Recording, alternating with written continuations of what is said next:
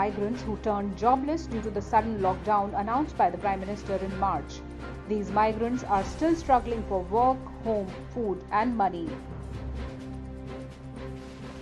Nearly two-thirds of migrant workers who had left for home due to the coronavirus-induced lockdown have either returned to cities or wish to do so in absence of skilled employment in villages, according to a new study that surveyed around 4,835 households. The collaborative study on how is the hinterland unlocking was carried out by the Aga Khan Rural Support Program, Action for Social Advancement, Grameen Sahara, i-Saksham, PRADAN, SAATHI-UP, SeSTA, Seva Mandir and Transform Rural India Foundation. The study is based on a rapid assessment survey of 4,835 households across 11 states and 48 districts carried out in the period of June 24 to July 8.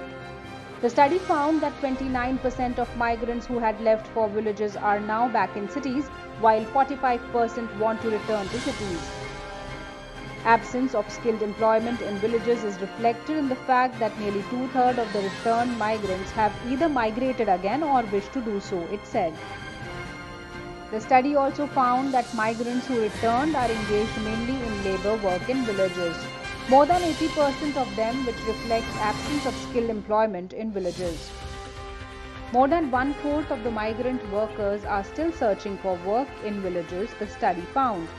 It also found that 1 in 4 households is thinking of taking their child out of school.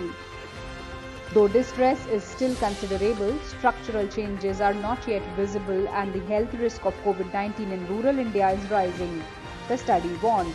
The survey found that 43% of households still reported reduction in meals, while 55% said they have reduced the meal items.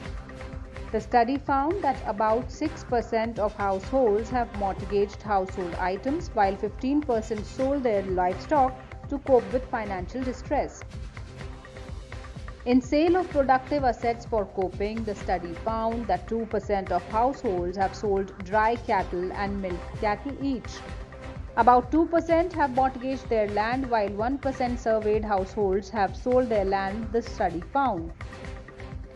About 10% of households borrowed from extended families, while 7% borrowed from money lenders, the study has found.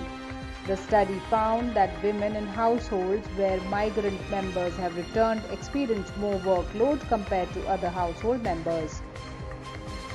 Shocking figures in the survey show the real state of the migrant laborers. The government stimulus package was just an eye-wash.